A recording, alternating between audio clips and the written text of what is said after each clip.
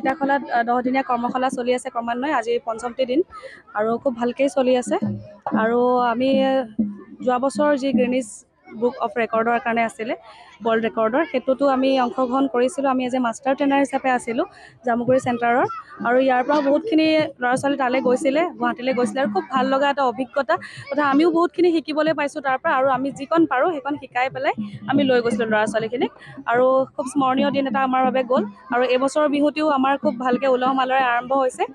গতিকে বিভিন্ন জাতি জনগোষ্ঠী হয়, বিভিন্ন জাতি জনগোষ্ঠীৰ ইয়াত আছে, আদিবাসীসকল আছে, আপোনালোকৰ নেপালীসকলৰ সম্প্ৰদায়ৰ আছে, মুছলিমসকলৰ খুব ভাল লাগিছে। মানে একেলগে গোট খাই যেতিয়া সকলোৱে বিহু নাচিছে লাগিছে যে অসমত আমি বসবাস কৰি আছোঁ আৰু বিহু মানে সকলোৰে গাত আচলতে লাগি যায়, সেইটো কাৰণে খুবেই ভাল লাগিছে। মই আমাৰ ডিকাৰপৰীয়া যে কেন্দ্ৰীয় এই বিহু মেলাৰ সৌজন্যে আয়োজিত কেন্দ্ৰীয় বিহু মেলাৰ যি আজি বিহু কৰ্মশালাৰ বিহু আখৰা যি চলি আছে ইয়াত উপস্থিত থাকি ভালে লাগিছে আৰু ইয়াৰ ল'ৰা ছোৱালীবিলাক কণ ল'ৰা ছোৱালীবিলাকক ঢোল বাদন শিকায় বা বিহু নাচ শিকাই পানি সঁচাকৈ আপ্লুত হৈছোঁ। আমাৰ যেনেকৈ পূৰ্ব আমাৰ অগ্ৰজক আমাৰ যেনেকৈ শিকাই গ'ল ঠিক তেনে আমি শিকিলোঁ। এতিয়াও আমি আমাৰ যি পৰৱৰ্তী প্ৰজন্মক আমিও দি যাব লাগিব। সেয়ে আমি আমাৰ কলা কৃষ্টি অসমীয়া এই কলা কৃষ্টিক আমি জীয়াই ৰাখিব লাগিব। সেয়ে আমিও চেষ্টা কৰিছোঁ যাতে আমিও আমাৰ এই কলা কৃষ্টি জীয়াই ৰাখিবলৈ আমাৰ সৰু সৰু ভাইটি ভণ্টিসকলক আমি আমাৰ কৃষ্টিৰ প্ৰতি আগ্ৰহী কৰি দিলোঁ। গতিকে এইটো আমাৰ নৈতিক দায়িত্ব বুলি ভাবোঁ আমি। আৰু যিহেতু আৰু মোৰ ঘৰ মই যোৰহাটৰ পৰা আহিছোঁ।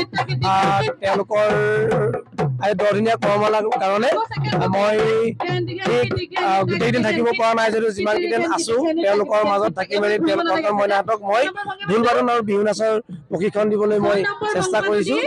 আৰু এই সুযোগতে সাংবাদিক বন্ধুসকলৰ সুযোগতে হয়তো অসমবাসীক মই মোৰ ফালৰ পৰা বা আমাৰ সতীৰ্থ প্ৰশিক্ষকসকলৰ তৰফৰ পৰা আগতীয়াকৈ ৰঙালী বিহুৰ ওলগ যাচিলোঁ। নমস্কাৰ, আপোনালোক সকলোকে ধন্যবাদ জ্ঞাপন কৰিছোঁ। ইটাখোলা কেন্দ্ৰীয় ৰঙালী বিহুৰ কমিটিয়ে যি 10 দিনীয়া বিহু কৰ্মশালা আয়োজন কৰিছে সেই সকলোখিনিৰ কাৰণে তেওঁলোকক ধন্যবাদ আৰু কৃতজ্ঞতা জ্ঞাপন কৰিছোঁ। আমাক এনেকৈ 10 দিন প্ৰশিক্ষণ দিবৰ কাৰণে মাতি অনাৰ বাবে। ইয়াতে আমি 10 দিনীয়াকৈ বিহু নাচ শুদ্ধভাৱে শিকাবলৈ চেষ্টা কৰিছোঁ। ইয়াতে 200ৰো অধিক ছাত্ৰ ছাত্ৰী অংশগ্ৰহণ কৰিছে। হয়, এতিয়াও আমাৰ 3টা ৱৰ্কশ্বপ চলি আছে বিহুৰ, এটা তেজপুৰ শ্বহীদ বাকৰি, এটা জামুগুৰি আৰু এটা ইয়াতে ইটাখোলাত। হয়, সংগীত সূৰ্য ডক্টৰ ভূপেন হাজৰিকা পুৰণি মুকলি মঞ্চ প্ৰাংগণত ইটাখোলা কেন্দ্ৰীয় ৰঙালী বিহু উদযাপন সমিতিৰ উদ্যোগত আৰু কৰ্মশালা পৰিচালনা উপসমিতিৰ সহযোগত 14 মাৰ্চৰ পৰা অহা 24 মাৰ্চলৈ 10 দিনীয়া এই বিহু কৰ্মশালা পোনপ্ৰথমবাৰৰ বাবে ইটাখোলা ৰঙালী বিহু উদযাপন সমিতি ইয়াতে আয়োজন কৰিছে। তো ইয়াতে ৰাইজৰ বিপুল সঁহাৰি লাভ কৰিছে। এই অঞ্চলৰ এই অঞ্চল এক বিভিন্ন জাতি জনগোষ্ঠীৰ এক সমন্বয় তীৰ্থ। ইয়াৰ এক বৰ্ণাঢ্য সাংস্কৃতিক ঐতিহ্য আছে। এই ঐতিহ্যক এটা নতুন মাত্ৰা দি এই বিহু কৰ্মশালাত এই অঞ্চলৰ প্ৰতিটো জাতি জনগোষ্ঠীৰ ৰাইজৰ ধৰ্মৰ মানুহৰ এক ব্যাপক আৰু বিপুল সঁহাৰিৰে আজিৰ এই কৰ্মশালা আজি 6 দিনত ভৰি দিছে। তো এইকেইদিনত যথেষ্ট প্ৰশিক্ষণ ল'বলৈ ল'ৰা ছোৱালী নতুন প্ৰজন্মৰ আহিছে। তো ইয়াতে হিন্দু মুছলমানৰ পৰা আদি কৰি অসমৰ বৃহত্তৰ অসমীয়া জাতিৰ অবিচ্ছেদ্য অংগ চাহ জনগোষ্ঠী, নেপালী জনগোষ্ঠী, বড়ো জনগোষ্ঠীকে ধৰি প্ৰতিটো জনগোষ্ঠীৰ প্ৰশিক্ষণ ল'বৰ কাৰণে প্ৰশিক্ষাৰ্থী আহিছে। তো আমি সকলোকে ধন্যবাদ জনাইছোঁ এই অঞ্চলৰ সকলো জনগোষ্ঠীৰ ৰাইজক যে ইটাখোলাৰ যিটো দীঘলীয়া ঐতিহ্য আৰু পৰম্পৰা আছে, সাংস্কৃতিক ঐতিহ্য আছে, ইয়াক এটা নতুন মাত্ৰা দি এই যি ইয়াত প্ৰশিক্ষণ ল'বলৈ আহিছে এই প্ৰশিক্ষণে আমাৰ এই অঞ্চলৰ সাংস্কৃতিক জগতখনক আৰু এক বৰ্ণাঢ্য ৰূপ দিয়ে।